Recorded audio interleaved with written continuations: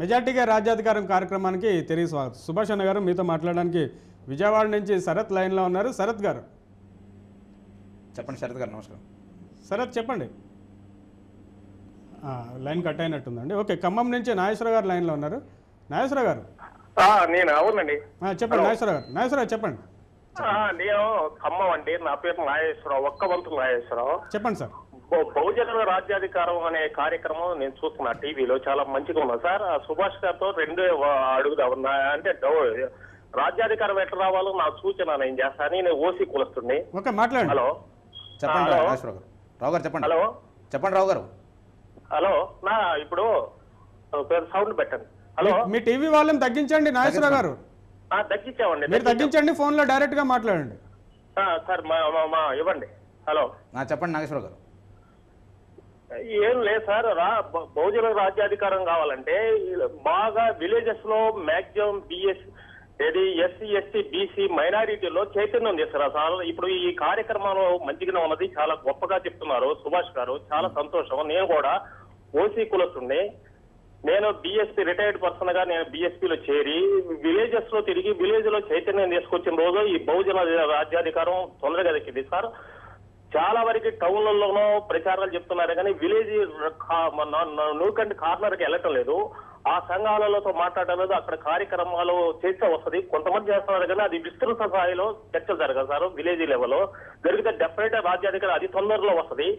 కానీ ఒక కార్యక్రమం పేదలందరికీ ఈ ఉచిత వైద్యము, ఉచిత వైద్యము, ఎడ్యుకేషను అనే దాని మీద ఫ్రీ చేయాలండి. చేసి ఎడ్యుకేషన్ లో బాగా మాక్సిమం ప్రాధాన్యత ఇస్తూ ఎడ్యుకేషన్ లెవెల్లో తీసుకొచ్చి వీరందరినీ చర్చా వేదిక లాగా విలేజెస్ లెవెల్లో చెప్పాలండి. బాగా SC ST BC minority definite గా ఒక 5-6 ఏళ్లలో వస్తుంది. ఇలాంటి కార్యక్రమం చేస్తే వస్తుంది.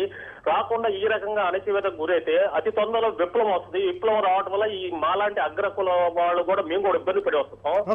మేమనేది విప్లవం రాకూడదు అంటే బహుజన అధికారం రావాలా, రాజ్యాధికార సర్వశక్తులు అన్ని ఒక కులాలకు సమాన ప్రతిపత్తి కలిపితేనే అది నిజమైన ప్రజాస్వామ్యం. అలాంటి నిజమైన ప్రజాస్వామ్యం లేదు ఇప్పుడు ప్రస్తుతము. థ్యాంక్ యూ నాగేశ్వర గారు. మీ ఆవేదన నాకు అర్థమైందండి. మీరు చేసిన సూచనలు కూడా చాలా మంచి సూచనలు చేశారు. ఏదైతే ఈ మెజారిటీ ప్రజలకు రాజ్యాధికారం రావాలంటే ఎస్సీ ఎస్టీ బీసీ మైనారిటీలు ఐక్యం కావాలని చెప్పి మనం మాట్లాడుతున్నాం. కానీ ఐక్యం కావాలనే విషయాన్ని గ్రాస్ రూట్స్లో అంటే గ్రామీణ స్థాయిలో తీసుకెళ్లే వ్యవస్థ ఒకటి కావాలి, ప్రచారం చేయాల్సిన అవసరం ఉంది, ఓటు విలువను కూడా తెలియజేయాల్సిన అవసరం ఉందని చెప్పి నాగేశ్వర గారు మంచి సూచనలు ఇచ్చారు. దాంతోపాటు చదువు గురించి కూడా చెప్పారు. ఎందుకంటే తరతరాలుగా అణచివేత పీడనలకు దోపిడీ కింద నలిగిపోయినటువంటి ప్రజలలో విద్య అనేది ఒక మౌలికమైనటువంటి మార్పులు తీసుకురావడానికి ఉపయోగపడుతుంది. కానీ భారతదేశంలో కులం చేసినటువంటి ఒక దుర్మార్గమైన పాత్ర కొన్ని వేల సంవత్సరాలుగా ఈ దేశంలో ఉన్నటువంటి స్త్రీలు, శూద్రులు, బహుజనులు చదువుకోవడానికి, రాజ్యం వెళ్ళడానికి అర్హులు కాదనేది మనవాద వ్యవస్థ చాటి చెప్పింది. దాని ఫలితంగా 1947 తర్వాత అంబేద్కర్ మూలంగా కొన్ని రిజర్వేషన్లు రావడం ఫలితంగా కొన్ని సాంఘిక సంక్షేమ కార్యక్రమాలు చేపట్టడం ఫలితంగా ఎంతో కొంత మెల్లమెల్లగా విద్యారంగానికి అలాగే సామాజిక రంగాలకు కొంత చేయడం వల్ల, అలాగే దాంతోపాటు సంఘ సంస్కృతిలో అనేక మంది పోరాటం వల్ల కొంత మార్పు వస్తున్నమాట వాస్తవమే.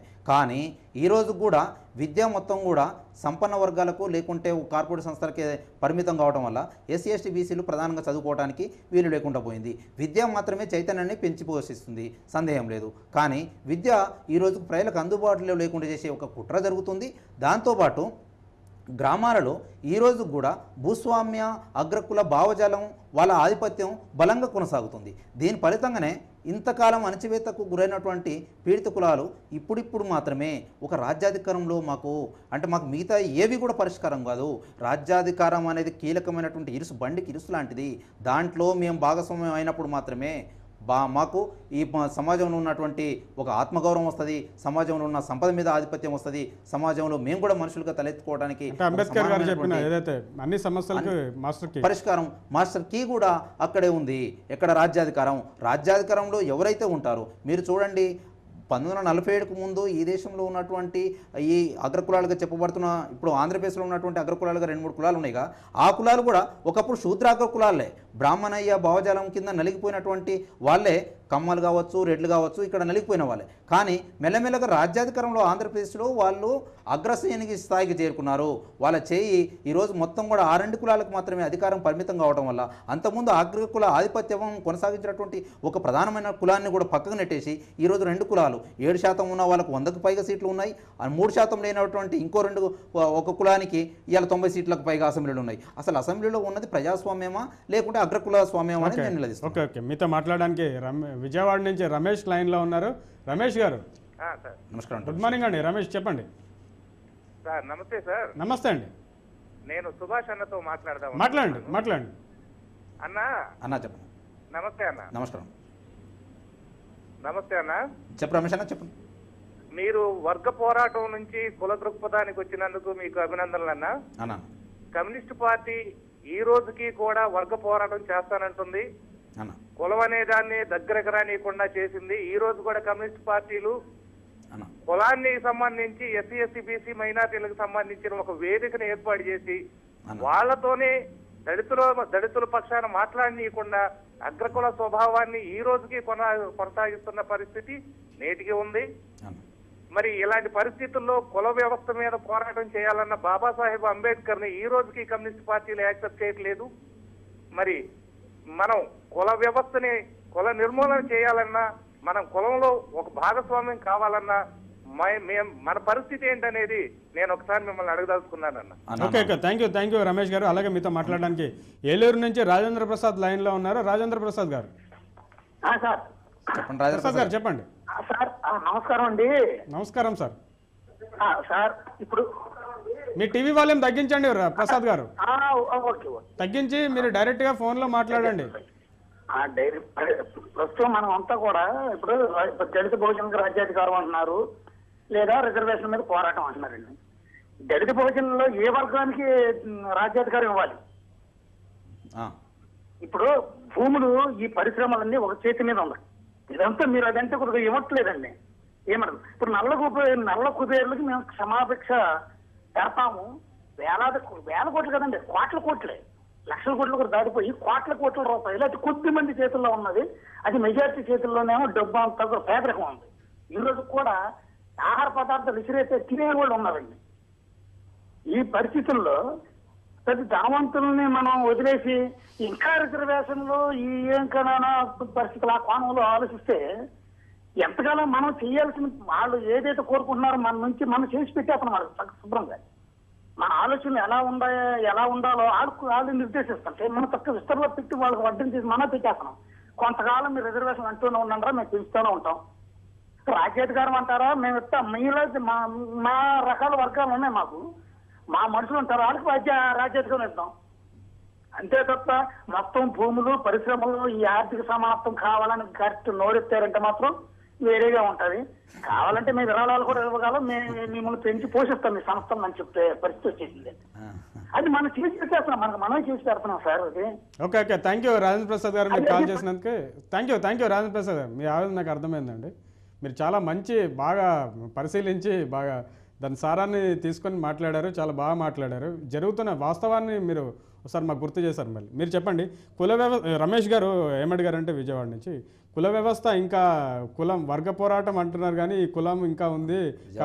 ఏలూరు నుంచి అడిగిన మిత్రులు ఒకటి, అంబేద్కర్ని గుర్తించడంలో ఈ దేశ కమ్యూనిస్ట్ పార్టీలు ఘోరమైన వైఫల్యం చెందాయి. ఇప్పుడు ఇన్ని సంవత్సరాల తర్వాత దళిత ఉద్యమాలు, ప్రజాస్వామిక ఉద్యమాలు బలంగా ముందుకు వచ్చిన తర్వాత అంబేద్కర్ని ఎక్కడ గుర్తిస్తున్నారంటే ఒక సంఘ సంస్కృతంగానే గుర్తించడం ఇంకా బాధాకరమైన విషయం. మేమేం చెప్తున్నామంటే ప్రపంచంలో ఎక్కడ లేనటువంటి ఒక దుర్మార్గ వ్యవస్థకు నిరంతరం పోరాటం, జీవితకాలం అంతా పోరాటం చేసినవాడు, దాని కుల నిర్మూలన కోసం పాటుపడినవాడు, సమాజంలో సామాజిక అసమానతలకు వ్యతిరేకంగా జీవితకాలం అంతా కూడా ఉద్యమం చేసినవాడు అంబేద్కర్. అందుకనే ప్రపంచంలోనే అంబేద్కర్ ఒక విశిష్టమైనటువంటి స్థానం సంపాదించుకున్నాడు. మార్కిజం, లెనినిజం, మావో ఆలోచన విధానం ప్రపంచ కార్మిక వర్గానికి, శ్రామిక వర్గానికి ఒక భూమికగా, వేగుచుక్కగా ఎట్లయితే నిలిచిందో ఈ దేశంలో అంబేద్కరిజం, అలాగే పూలే వాళ్ళ యొక్క ఆలోచన విధానం ద్వారానే ఈ దేశంలో కోట్లాది మంది ప్రజలు చైతన్య చైతన్యవంతులు అయ్యారు. ఆ అవగాహన వెలుగులో తమ బానిస సంఖ్యలను తెంచుకోవడానికి ప్రయత్నం చేస్తున్నారు. అందుకని అంబేద్కర్ను ఒక సంఘ సంస్కర్తగా గుర్తించడం తప్పు. అతను ఒక సామాజిక విప్లవకారుడిగా గుర్తించాల్సిన అవసరం ఉంది. దాన్ని కమ్యూనిస్ట్ పార్టీలు ఇకనైనా స్వీకరించాలి. అలాగే వర్గ పోరాటం అనే విషయాన్ని, బూజుపట్టిన విషయాన్ని మీరు పక్కబెట్టండి. వర్గ పోరాటంతో పాటు ఈ దేశంలో ప్రత్యేకంగా ఉన్నటువంటి కుల వ్యవస్థను చూడండి, కుల పోరాటాలను చేయండి. కులం వివక్షతల కింద మొత్తం నలిగిపోతున్నటువంటి 80-90% ఉన్నటువంటి ప్రజల్ని మొత్తం కూడా ప్రజా ఉద్యమాలలో భాగస్వామ్యం చేయకుండా, వాళ్ళ ఆత్మగౌరవం గురించి ఆలోచించకుండా, వాళ్ళ అధికారంలో వాటా గురించి ఆలోచించకుండా, వాళ్ళ సంపదలో వాళ్ళ భాగస్వామ్యం గురించి ఆలోచించకుండా, రాజ్యాధికారంలో వాళ్ళకు జనాభా దామర నిష్పత్తి ప్రకారం రావాల్సినటువంటి సామాజిక న్యాయం గురించి ఆలోచించకుండా మీరు సమాజాన్ని, ఒక మంచి సమాజాన్ని కోరుకుంటామని చెప్పడం, ఒక నూతన సామాజిక వ్యవస్థను నిర్మిస్తామని చెప్పడం అది భ్రమగానే మిగిలిపోతుంది. అందుకని ఈ దేశంలో ప్రత్యేకంగా ఉన్నటువంటి కుల వ్యవస్థ మీద కమ్యూనిస్ట్ పార్టీలతో పాటు మొత్తం కూడా సమాజ మార్పుని ఆకాంక్షించే మాట్లాడడానికి హైదరాబాద్ నుంచి జగ్జీవన్ రెడ్డి లైన్లో ఉన్నారు. జగ్జీవన్ గారు సార్, గుడ్ మార్నింగ్ అండి. Good morning. చెప్పండి సార్. నమస్కారం సార్. మాట్లాడండి సార్. నా పేరు జగ్జీవన్ రెడ్డి. చెప్పండి సార్. నేను ఒక సూటిగా ప్రశ్న వేస్తానండి చెప్పండి సుభాష్ గారికి. మాట్లాడండి. ఏంటంటే ఇప్పుడు దళితుల్లో ఎన్నో కులాలు ఉన్నాయి. బుడగలింగం కానీ, ఎరకలు కానీ, ఇప్పుడు వీళ్ళ గిరిజనులు. నేను ఓల్డ్ సిటీలో ఎంతో మందికి, పేద ప్రజలకు, దళితులకు కానీ, గిరిజనులకు కానీ, మీరు ఓల్డ్ సిటీలో నేను ఒక బీజేపీ నాయకునికి ఎంతో మందికి పనిచేశాను. కానీ ఇక్కడ ఉన్న ఎన్నో కులాలు, వెనుకబడిన దళితుల కులాలు, గిరిజన కులాలు, వాళ్ళకి ఎలాంటి ఇప్పటివరకు సహాయ సహకారం అందలేదు. ఓన్లీ ఎక్కడ చూసినా ఎంఆర్పిఎస్ ఒకటే ఉంది. ఎంఆర్పిఎస్ తప్ప వేరే దళితుల, గిరిజనులు వేరే కులాలు లేవా? వాళ్ళకి ఎందుకు న్యాయం జరగటం లేదు? దానిపై మీరు ఏ రకంగా పోరాటం చేస్తారు? ప్లస్ రెండవది, ఇప్పుడు టీసీలో ఆర్ కృష్ణ కానీ, కాసాని గణేశ్వర్ 103 కులాలు ప్రజాప్రతినిధులు అని చెప్పి కాసాని గణేశ్వర్ చెప్పాడు. ఆర్ కృష్ణ కూడా నేను టీసీ నాయకుడు అని చెప్తున్నాడు. కానీ ఎక్కడ కూడా టీసీలకు వీళ్ళు చేసిన వర్గరెట్టింది ఏమి లేదు. వీళ్ళు ఎప్పుడు ఐక్యత వస్తే అప్పుడు కానీ ఈ యొక్క రాజ్యాధికారానికి ముందుకు వేయగలరు. ఇలాంటి నాయకులు ఆర్ కృష్ణ ఎప్పుడైతే ఎంతోమంది చేసిన ఎన్నో రకాల పోరాటం చేస్తారు. ఎవరు వాళ్ళు నింపుకుంటారు, కానీ ఎవరు కూడా ముందుకు రావడం లేదు. కాసాని గణేశ్వర్ 303 కులాలతో ఉద్యమం చేశాడు. Okay thank you Jagjivan Reddy గారు. మీ ప్రశ్న నాకు అర్థమైంది. వ్యక్తుల పేర్లు దూషణ చేయడం మంచి పద్ధతి కాదండి. ఈ కార్యక్రమం కేవలం మెజార్టీ ప్రజలకే రాజ్యాధికారం వచ్చే దిశగా చర్చలు జరపడం, మీ సూచనలు చేయడం మంచిది. మీరు మంచి క్వశ్చన్స్ అడిగారు ఆల్రెడీ. అంటే ఎంఆర్పిఎస్ ఒకటే దళితులకు సంబంధించింది, అలాగే కొన్ని కులాలు మాత్రమే బీసీలు అభివృద్ధి చెందే, వేరే కులాల సంగతి ఏంటి అని అడుగుతున్నారు. అలాగే మీతో మాట్లాడడానికి అనపర్తి నుంచి రామకృష్ణ గారు లైన్లో ఉన్నారు. రామకృష్ణ గారు జై భీమ్ అన్న. అనిల్ గారు జై భీమ్ అండి. మీ టీవీ వాల్యూమ్ తగ్గించండి. జై భీమ్. సుభాష్ అన్న జై భీమ్. నమస్కారం. జై భీమ్ అన్న.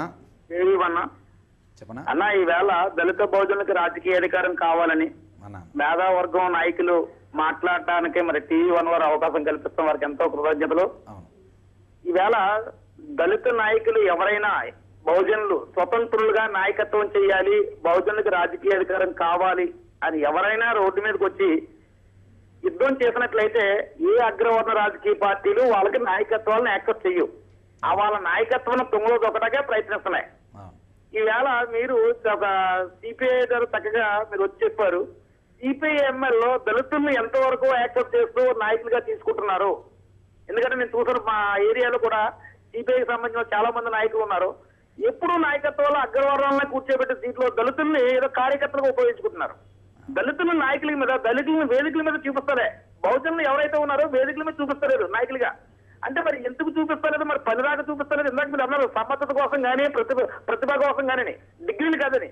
కానీ దళిత బహుజనంలో ప్రతిభ ఉన్న నాయకత్వం ఉన్న వాళ్ళు చాలా మంది ఉన్నారు. వేదికలకి ఎక్కలేకపోతున్నారు. వేదికలు తయారు చేయడానికి ఉండిపోతున్నారు నా ఆలోచన. చాలా మంది చూస్తున్నాను. వేదికలు తయారు చేస్తారు, జనాలు పోగు చేస్తారు, మీటింగ్లు సమీకరిస్తారు. కానీ వేదిక మీద మాట్లాడడానికి మాత్రం అగ్రవర్ణాలు ఉపయోగపడతారు. ఇది చాలా మంది చూస్తున్నాను. మిమ్మల్ని అడిగేది ఏంటంటే, దళిత బహుజనులకు రాజకీయ అధికారం. ఒక దళితుడు స్థాపించినటువంటి ఒక రాజకీయ పార్టీ, జాతీయ పార్టీ మన దేశంలో ఉందని మీకు తెలుసు. ఎందుకంటే మీకు చెప్పక్కర్లే. ఆ పార్టీలో చాలా మంది చేరకుండా కొత్తగా పెడుతున్న రాజకీయ పార్టీలో దళిత బహుజనులు సమర్థన వాళ్ళు కూడా వెళ్ళిపోతున్నారు. ఎవరన్నా కొత్తగా పార్టీ పెడతాం అంటే ఇందులో మనకు అవకాశాలు బాగుంటాయేమో అని వెళ్ళిపోయిన వాళ్ళు చాలా మంది ఉన్నారు. అసలు మనకంటూ ఒక రాజకీయ వేదిక కావాలి, మనకంటూ ఒక రాజకీయ అధికారం కావాలని కాన్సెప్ట్ మీద ప్రయత్నించిన వాళ్ళందరూ కూడా కొత్తగా రాజకీయ పార్టీ పెడితే అందులో పరుగులు తీస్తున్నారు. మరి ఏ విధమైన కాన్సెప్ట్ అందరికీ అర్థం కాదు.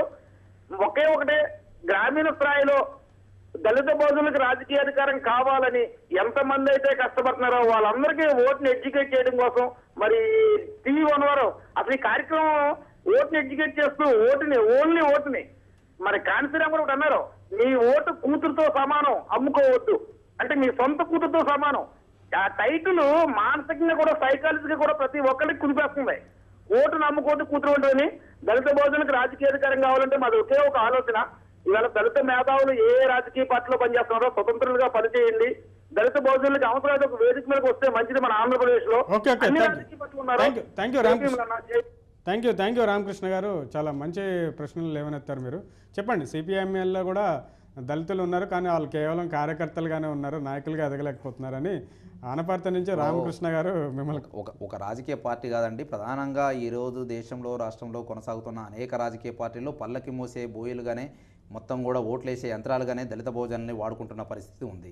యాన్నో ఒక చోట దళిత కులాల నుంచి పీడిత కులాల నుంచి వచ్చిన వాళ్ళు కొంత నాయకులుగా అవుతున్న మాట వాస్తవమే, కానీ అది చెప్పుకోవడానికి మాత్రమే చేస్తున్నారు కానీ ఈ కులాల మీద అభివృద్ధిలో వాళ్ళని భాగస్వామ్యం చేద్దామనో ప్రేమతోనో కాదు. అందుకని ఈరోజు మీరు చూడండి, ఏ రాజకీయ పార్టీలో ఒక బీజేపీ లాంటి పార్టీలు బంగారు లక్ష్మణ్ లాంటి వాళ్ళని ప్రెసిడెంట్ చేసినా కానీ ఈరోజు కూడా కమ్యూనిస్ట్ పార్టీలు కనీసం ఆ ప్రాతినిధ్యం ఆ రకమైనటువంటి ఆలోచన కూడా చేయలేకపోయింది. ఎందుకు ఒకటి రెండు చోట్ల కొద్ది మందికి అవకాశాలు కల్పిస్తున్నంటే ఎక్కడైతే చైతన్యము బద్దలు కొట్టడానికి, చైతన్యం ఎక్కువగా పెరగడానికి అవకాశం ఉందో ఆ వర్గాలను మభ్యపెట్టడానికి మాత్రమే ఒకటి రెండుకి ఇచ్చినట్లు చేస్తున్న తప్ప అది జీవితకాల పరిష్కారం కాదు, లేకుంటే ఆ వర్గాల మీద ప్రేమ కాదు. రాజ్యాధికారంలో వాళ్ళని భాగస్వామ్యం చేయాలంటే మనం మాట్లాడుకుంటున్నట్లుగా ఖచ్చితంగా ఏ కులం ఎంతమంది అయితే ఉందో ఆ కులానికి అనుగుణమైనటువంటి ఎమ్మెల్యే సీట్లని, ఎంపీ సీట్లని రాజ్యాధికారంలో ఉన్న మొత్తం కూడా వాళ్ళని భాగస్వామ్యం చేయడం ఎట్లా అనే విషయం మీద ఆలోచించాలి. ఈ రోజు కూడా భారతదేశంలో ప్రజాస్వామ్య పార్టీ అని, ప్రజాస్వామ్య దేశం అని గొప్పలు చెప్పుకుంటున్న ఏ ఒక్క రాజకీయ పార్టీ కూడా ఈ విషయాన్ని రాజ్యాంగబద్ధమైనటువంటి హక్కుల్ని పరిరక్షించడంలో కానీ, లేకుంటే రాజ్యాంగబద్ధమైనటువంటి మౌలిక విషయాలను అమలు తీసుకురావడంలో కానీ ఏదొక్కటి కూడా కనీస ప్రయత్నం చేయలేదు. అందువల్లనే దళిత భోజనాలకు ఇంతగా సాంఘిక అణచివేత కొనసాగుతుందనేది నా అభిప్రాయం. ఓకే, కమ్యూనిస్ట్ పార్టీలో కూడా కులాధిపత్యం కొనసాగుతుందని మీరు ఒక మాట అన్నారు. ఆ విషయం గురించి మాట్లాడే ముందు కార్యక్రమంలో ఒక బ్రేక్ తీసుకుందాం. బ్రేక్ తర్వాత చర్చా కార్యక్రమం తిరిగి కొనసాగుతుంది.